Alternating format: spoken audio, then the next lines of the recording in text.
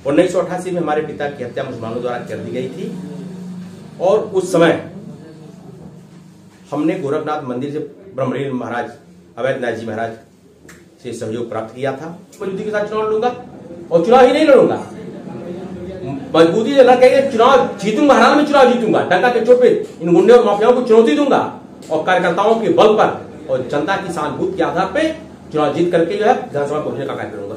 हरिशंकर तिवारी और वीरेंद्र शाही, यह दो लोगों की घटना बहुत बड़े माफिया में होती थी और अपराध की दुनिया में इनका एक अलग नाम था। उन अपराधियों के द्वारा ही नौतनवा का एक सरदार भी मारा गया था। नमस्कार, चौथा स्तंभ यूपी न्यूज का चुनावी यात्रा पहुंच चुका है महाराजगंज जनपद के नौतनवा विधानसभा में। हमारे साथ आज बात करने के लिए मौजूद हैं महाराजगंज के हिंदू युवा वाहिनी के अध्यक्ष नरसिंह पांडे जी। सर, सबसे पहले तो स्वागत है हमारे चैनल में।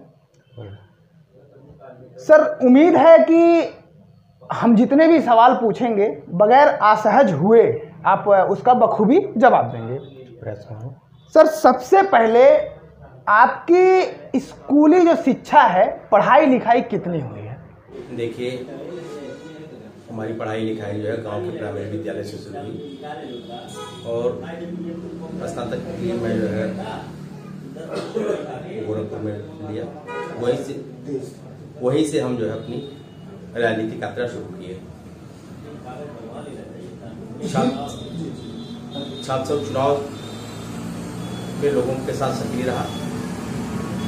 उसके बाद से ही राम मंदिर आंदोलन की शुरुआत हो गई। गोरखपुर में रहने के नाते गोरखनाथ मंदिर पे काफी आना जाना था हमारा। और 1988 में एक घटना ने हमारे सामने लाकर के एक ऐसी समस्या पैदा कर दी कि जिसके नाते आगे की पढ़ाई हमारी जारी नहीं हो सकी। 1988 में हमारे पिता की हत्या मुसलमानों द्वारा कर दी गई थी और उस समय हमने गोरखनाथ मंदिर से ब्रह्मलीन महाराज अवैधनाथ जी महाराज से सहयोग प्राप्त किया था। उनका आशीर्वाद मुझे मिला था। तब से लेकर के मैं लगातार गोरखनाथ मंदिर के संपर्क में रहा और 1988 के बाद जब 2002 में हिंदू वाहिनी की स्थापना हुई तो हिंदू वाहिनी का स्थापना काल से मैं हिंदू वाहिनी से जुड़ गया और हिंदू वाहिनी के विभिन्न पदों पर रहने के बाद सन 2014 में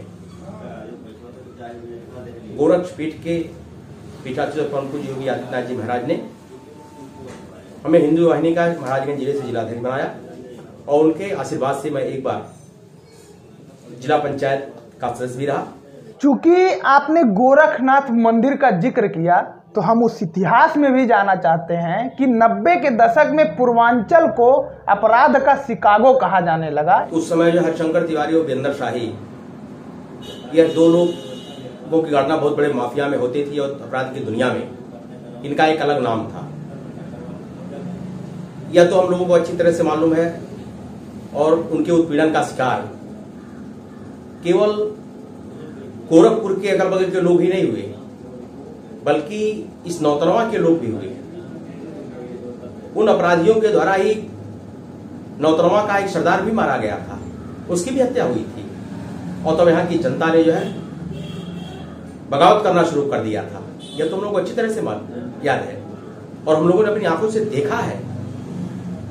तो अपराध के मामले में तो गोरखपुर रहा है लेकिन उससे आपका नौतनवा भी अछूता नहीं रहा। सर, इसकी छींटे जो हैं वो यहाँ के दो परिवारों पर भी पड़ी। देखिए, ये दोनों परिवार के लोग एक तो हरिशंकर तिवारी संबंध रखते थे और दूसरे वीरेंद्र शाही से जो है ताल्लुकात रखते थे। वीरेंद्र शाही के पीछे रह करके ही वो अपनी राजनीति शुरू किए, सांसद और विधायक रहे, लेकिन क्षेत्र का विकास नहीं हो सका। अपराधियों के नाम से विधानसभा की पहचान हो गई। उनके बाद जो है यहां से सारे के लोग जानते हैं कि अमरमणि, जिनके ऊपर कई दर्जन मुकदमे दर्ज हैं और आज भी परिवार के साथ वो जेल की सलाखों के पीछे है, उनका लड़का भी अपराधी प्रवृत्ति का है, उसके ऊपर भी मुकदमे दर्ज हैं। सहानुभूति के आधार पर एक बार वो भी विधायक हो गया, फिर चुनाव लड़ने का प्रयास कर रहा है वो, तो अपराध के दलदल में यहाँ के लोगों को ढकेलने का काम उन लोगों ने किया ही। यहाँ के नौजवानों को रोजी रोजगार देने के बजाय उनको अपराधी बनाने का कार्य अगर किसी ने किया तो इन्हीं अपराधियों ने किया है।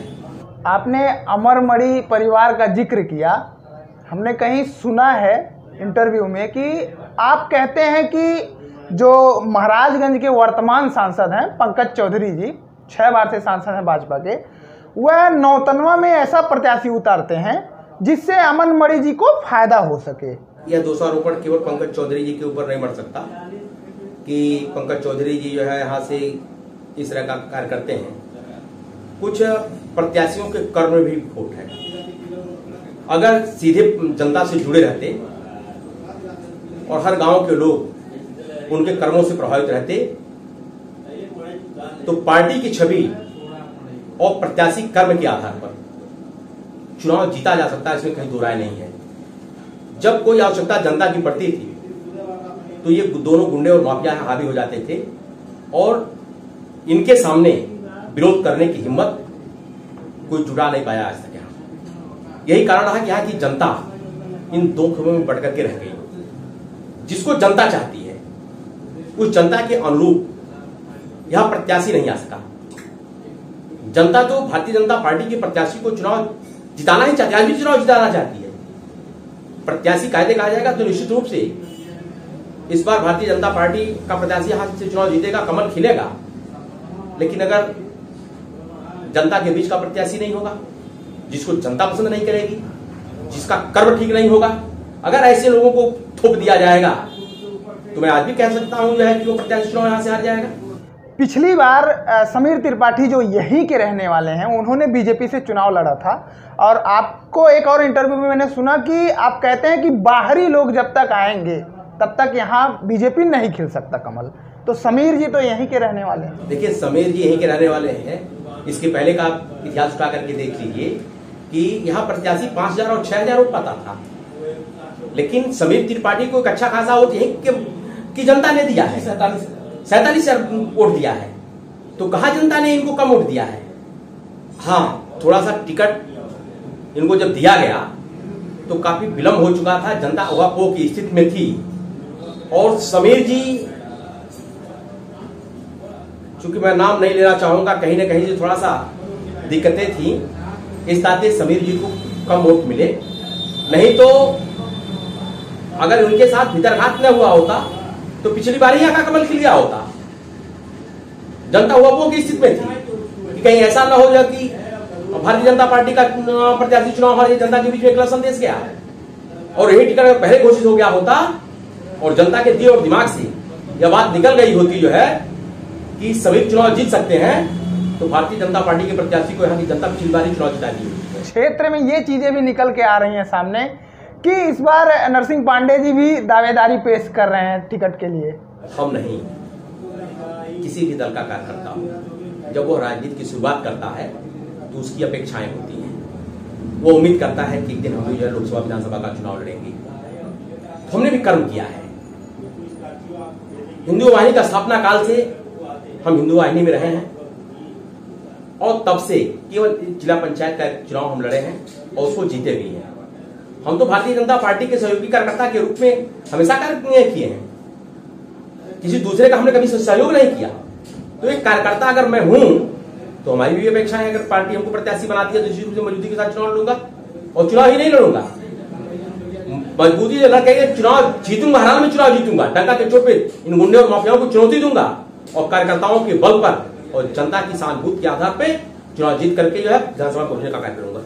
आपने गुंडे माफियाओं का नाम लिया, हम इशारा समझ गए हैं, लेकिन जिनको आप इंगित कर रहे हैं योगी जी के मंच पर यही लोग दिखाई देते हैं, तो इस पे आपकी क्या टिप्पणी है? योगी जी मुख्यमंत्री हैं और वह किसी एक व्यक्ति के नहीं है, सबके हैं।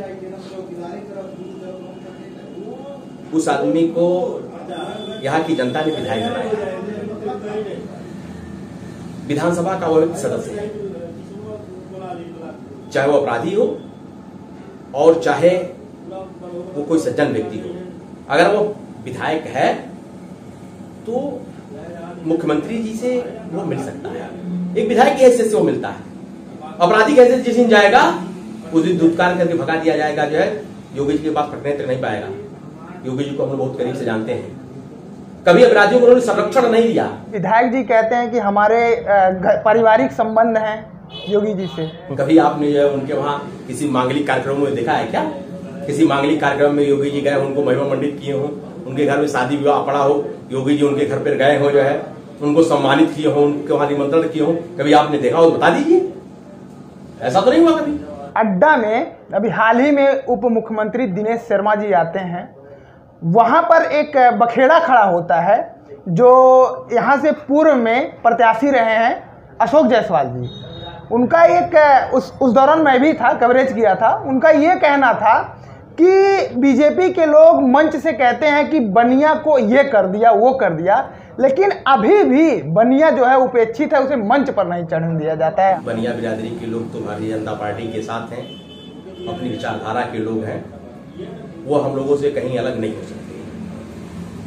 और कोई अपने निहित स्वार्थ के लिए अगर किसी तरह का कोई आरोप लगाता है तो वो गलत है। अड्डा में जो बात सामने आई थी वह मंच में बैठने को लेकर के थी। आप भी जो है पढ़े लिखे व्यक्ति हैं, बुद्धिजीवी हैं। उप मुख्यमंत्री जी आए थे, उनका एक प्रोटोकॉल है, सुरक्षा के दृष्टिकोण से सभी व्यक्ति को मंच पे जगह नहीं दी जाती। छोटा सा भी कार्यकर्ता जो हमारे बूथ का कार्यकर्ता है, बूथ का अध्यक्ष है, वो भी अपने बड़े नेता के साथ मंच साझा करना चाहता है, लेकिन चाह करके भी हर व्यक्ति को मंच पे जगह नहीं दी जा सकती। काफी बड़े नेता उनके साथ आए थे, तमाम सारे विधायक उनके साथ आए थे, मंच पे थे, सबको जगह नहीं दी जा सकती थी। इसलिए कुछ और भी जो यहाँ के प्रत्याशी रहे या बड़े पदाधिकारी थे जिले के, उनको मंच पे जगह नहीं मिल पाई थी। उनको नीचे कुर्सी पर बैठने के लिए जगह की व्यवस्था की गई थी, लेकिन वह मंच साझा करना चाहते, जगह नहीं मिल पाया। इस नाते वो अपनी भड़ास निकाल रहे थे। वो कहीं से भारतीय जनता पार्टी से न दूर है, न उनको कोई प्रक्षणिक उनकी पीड़ाएं थी, उन्होंने अपनी पीड़ा व्यक्त किया। चूंकि नौतनवा जो विधानसभा है यह बॉर्डर से लगा हुआ है, नेपाल बॉर्डर बगल में आपके है, और एक दौर था जब नेपाल में माओवादी अपने चरम पर थे, राजा की हत्या कर दी गई। नेपाल में जब राज सत्ता थी तो नेपाल की पहचान पूरे विश्व में एक हिंदू राष्ट्र के रूप में थी। आज भी लोग नेपाल को हिंदू राष्ट्र के रूप में जानते हैं, लेकिन नेपाल पे ग्रहण लगा जब राज परिवार के लोगों की हत्या हो गई। उस समय प्रचंड जो चीन द्वारा पोषित था, उसकी सह पे नेपाल का रक्त रंजित इतिहास दिखा जाने लगा। वहां तमाम खून खराबा शुरू हो गया, लोगों की जमीन और जायदाद कब्जा होने लगे, और प्रचंड वह चाइना के हाथों, माओवादी जो थे वो चाइना के हाथों खेल रहे थे। वह अपने आप को केवल नेपाल तक ही सीमित नहीं रखना चाहते थे, वो हमारे वहां भी जो है अपना पांव पसार रहे थे। लेकिन जब नेपाल के रक्त इतिहास को गोरक्षपीठ के पीठाधीश्वर ब्रह्मलीन महंत अवैधनाथ जी महाराज ने देखा, तो उसमें उनके उत्तराधिकारी रहे जो आज उत्तर प्रदेश के माननीय मुख्यमंत्री हैं प्रभु योगी आदित्यनाथ जी महाराज। उन्होंने अपने हिंदू वाहिनी के कार्यकर्ताओं को माओवादियों के खिलाफ कार्य करने के लिए प्रेरित किया, और सिर्फ प्रेरित ही नहीं किया। मैं आपको बता दूं कि जिस समय नेपाल में भय और दहशत का माहौल था, नेपालियों का आतंक अपने चरम पे था, उस समय पूज्य महाराज जी काठमांडू गए थे और वहां के लोगों के साथ काठमांडू में भी उन्होंने रैली किया था, सभा किया था, वहां की जनता को जगाने का प्रयास किया था।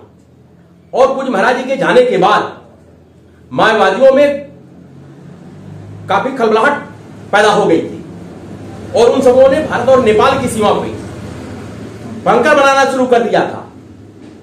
आपको याद होना चाहिए कि आप किसी खनुआ बॉर्डर से लेकर के ठूठीबारी तक 1 दर्जन बंकर बनाए गए थे, और उस बंकरों के बनाने के बाद देश की सुरक्षा एजेंसियों के कान खड़े हो गए थे, और तब यहां कांग्रेस की सरकार थी, उस समय हिंदू वाहिनी के लोगों ने भारत और नेपाल की सीमा पे हमारे नेतृत्व में आंदोलन किया था और पूज्य महाराज जी को ला करके हम लोगों ने इसी सुनौली में, ठूठीबारी में, ककहवा में, बढ़नी में राष्ट्र रक्षा रैलियां कराई थी और तब जाकर के माओवादियों के नाक पे नकेल डालने का काम अगर किसी ने किया था तो पूज्य महाराज जी के नेतृत्व में हिंदू वाहिनी के लोगों ने किया था। और माओवादियों ने अपने कार्यालय में हम लोगों का फोटो लगा करके वहां का गुड़े का लाल रंग से गुड़े का निशान बना दिया था, जिससे यह अनुमान लगाया था कि माओवादी जिसके फोटो पे लाल रंग से निशान बना देते, क्रॉस का निशान बना देते थे, यह मान लिया जाता था वहां की जनता भी इस चीज को मानती थी कि अब इनकी हत्या सुनिश्चित है, माओवादी किसी न किसी क्षण इनकी जो है हत्या कर सकते हैं। आपने खनुआ सोनौली बॉर्डर इलाका है उसका जिक्र किया। यहाँ एक चीजें बार बार निकल के सामने आती हैं कि तस्करी जो है, चाहे मानव तस्करी और सोना, हर चीज की तस्करी अपने चरम पर है और खबरों में भी सुर्खियों में बनी रहती है कि पुलिस की संलिप्तता इसमें बनी रहती है। ये सही है कि तस्करी जोरों पे होती है, घुसपैठ यहाँ से होता है, मानव तस्करी से भी इनकार नहीं किया जा सकता। लेकिन आपने देखा होगा कि थोड़ी देर पहले हमने जो जिक्र किया है कि नेपाल के रास्ते यहां से घुसपैठ कराया जाता था, जब इस देश में भारतीय जनता पार्टी की सरकार बनी तब से आप बता दीजिए कि क्या किसी घुसपैठिए का नाम आपने सुना कि घुसपैठिया है? भारतीय जनता पार्टी की जब से सरकार बनी तब से घुसपैठ अपने आप बंद हो गया। इस भय से बंद हो गया कि अब इस देश में कांग्रेस की सरकार है, भारतीय जनता पार्टी की सरकार है और पकड़े जाएंगे तो कड़ी सजा मिलेगी। इस भय से जो है वो नहीं करते। दूसरा कि आईएसआई जो पाकिस्तान की खुफिया एजेंसी आईएसआई यहां दो कार्य और करती थी। हम छोटे मोटे तस्करी की बात नहीं करते, भारत और नेपाल में रोटी और बेटी का संबंध है। खाद्य और खाद्यान्न पदार्थों की तस्करी को हम तस्करी नहीं मानते, इसलिए नहीं मानते कि उनकी खेती बाड़ी भी अपने इंडिया पर निर्भर है। यहां से अगर वो अनाज नहीं ले जाएंगे तो उनके घर के चूल्हे नहीं जलेंगे, यहां से अगर वो खाद नहीं ले जाएंगे तो उनकी फसलें अच्छी नहीं हो पाएंगी।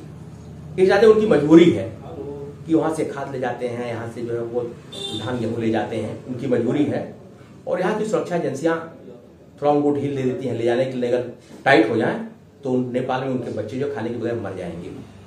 सबसे बड़ी जो समस्या थी वो समस्या यह थी कि देश की अर्थव्यवस्था को चौपट करने के लिए आईएसआई नेपाल के माध्यम से जाली नोटों की खेप भेजती थी जो है इंडिया में, कि जिससे भारत की अर्थव्यवस्था चौपट हो जाए।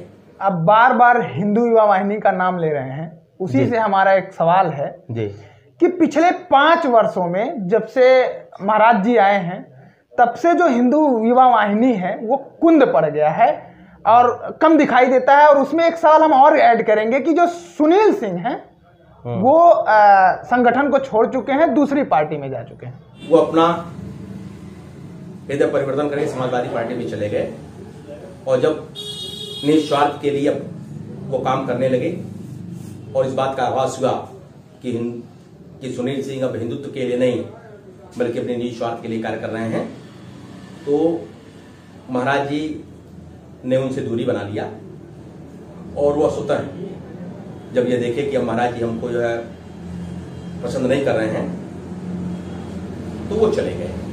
और अब उन्होंने पहले तो गोल्ड टोपी लगाए, अब वो लाल टोपी लगा लिए हैं। तो उनके बारे में तो कुछ कहना ही नहीं है, जो चले गए तो उनके बारे में तो कुछ कहना ही नहीं है हमको।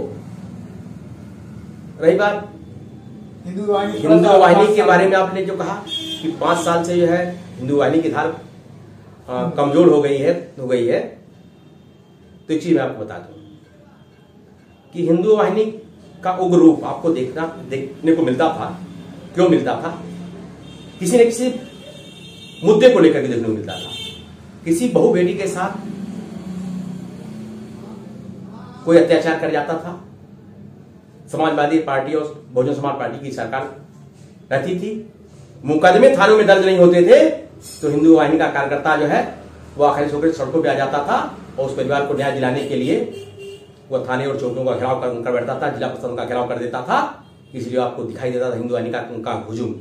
लेकिन जब से उत्तर प्रदेश में भारतीय जनता पार्टी की सरकार बनी और योगी आदित्यनाथ जी महाराज उत्तर प्रदेश के मुख्यमंत्री हुए, तब से हमको आंदोलन करने की आवश्यकता नहीं, वह काम अपने आप होने लगा। हमारे प्रधानमंत्री जी कहते हैं कि दूरबीन से देखने पर उत्तर प्रदेश में दूर दूर तक अपराधी नहीं दिखाई देते हैं, जबकि जिनके बेटा पर आरोप है टेनी जी, किसानों के ऊपर उन्होंने गाड़ी चढ़ाया था, बाकायदा SIT में आया है, वो बगल में बैठे रहते हैं। एक होता है पेशेवर अपराधी कि उसका अपराध करना पेशा हो जाता है। लुटेरा है, वो कभी नौतनवा में लूट करेगा, कभी महाराज में, कभी गोरखपुर कहीं और करेगा, तो वो पेशेवर अपराधी होता है। और एक होता है कि आदमी से अचानक कोई अपराध हो जाता है। व्यक्ति अपराधी प्रवृत्ति का नहीं है, लेकिन अचानक कुछ ऐसी घटनाएं हो जाती हैं कि जिससे वो अपराध कर बैठता है, उससे अपराध हो जाता है। और जब अचानक कोई अपराध किसी व्यक्ति से हो जाता है तो वह व्यक्ति पश्चाताप के आग में चलता भी है, तो उसको पेशेवर अपराधी नहीं मान जाना चाहिए। अपराध तो उसने किया और अपराध किया है तो सुरक्षा एजेंसियां अपना कार्रवाई भी कर रही हैं, लेकिन चार्जशीट भी लग रही है। विपक्षी जो पार्टियां हैं वो कहती हैं कि टेनी जी बर्खास्त क्यों नहीं हो रहे हैं मंत्री पद से, वो जांच को प्रभावित कर सकते हैं अगर मंत्री रहते हैं तो। अच्छा ये बताइए कि जांच को अगर प्रभावित करते हैं तो उनके खिलाफ चार्जशीट कैसे लगती है? क्या यहाँ की सुरक्षा एजेंसी उनके दबाव में काम किया? अरे उनके खिलाफ चार्जशीट लगाना इस बात का प्रमाण है कि सुरक्षा एजेंसियां उनके दबाव में नहीं आई। जो विवेचक थे, उसकी जो इन्वेस्टिगेशन कर रहे थे, उनके दबाव में नहीं आए हैं, कहीं से उन्होंने जो है विवेचना को प्रभावित नहीं किया है। अगर प्रभावित किया होता उन्होंने तो उनके खिलाफ चार्जशीट नहीं रखी। चार्जशीट इस बात का प्रमाण है कि अपराध उनसे हुआ था तो उनके खिलाफ चार्जशीट लगी, आरोप पत्र दाखिल हुए, वो जेल जाएंगे। महाराज जी कहते हैं कि उत्तर प्रदेश में राम राज्य है, राम राज्य है, लेकिन जो अपराधी हैं वो नजर नहीं आते हैं, पुलिस ही अपराधी बन जाती है। इसका 2 उदाहरण मैं दूंगा। गोरखपुर में मनीष गुप्ता और एक आगरा या कानपुर में वाल्मीकि हत्याकांड, पुलिस के कस्टडी में मौत हो जाती है। तो ये किस प्रकार का राम राज्य है? महाराज जी को 5 साल मिला है उत्तर प्रदेश में, और इसके पहले समाजवादी पार्टी को कई साल मिले हैं, एक लंबा समय मिला है। बहुजन समाज पार्टी को एक लंबा समय मिला है। तो अपराधी तो समाजवादी पार्टी के साथ शुरू से अपराधी जुड़े हुए, और अपराधी मानसिकता के लोगों को ही समाजवादी पार्टी ने अपने शासन काल में भर्ती भी किया था। तमाम सारे ऐसे तो सफाया तो हो रहा है, उनको चिन्हित तो किया जा रहा है, लेकिन पूरी तरह से उनको चिन्हित नहीं किया जा चुका है। आज भी सफाई मानसिकता की, कुछ मैं इनकार नहीं कर सकता, आज भी सफाई मानसिकता के कुछ ऐसे लोग सुरक्षा एजेंसियों के बीच में हैं जिनका हृदय परिवर्तन नहीं हुआ है, उनको चिन्हित किया जा रहा है, और जो लोग अपराध कर रहे हैं उनके खिलाफ सरकार कार्रवाई भी कर रही है। हमारे चैनल से बात करने के लिए पांडे जी आपका बहुत बहुत धन्यवाद। हिंदू युवा वाहिनी के जिला अध्यक्ष हैं महाराजगंज से नरसिंह पांडे जी, इन्होंने हर उस सवाल का बखूबी जवाब दिया जो आप सुनना पसंद करेंगे। साथ ही हमारा चैनल लगातार यूपी विधानसभा 2022 के चुनाव को जो माहौल है उसको कवरेज कर रहा है। इस तरीके के रोचक इंटरव्यू देखने के लिए आप हमारे चैनल पर बने रहिए। कैमरे के पीछे हमारा साथ दिया है चंद्रकांत ने।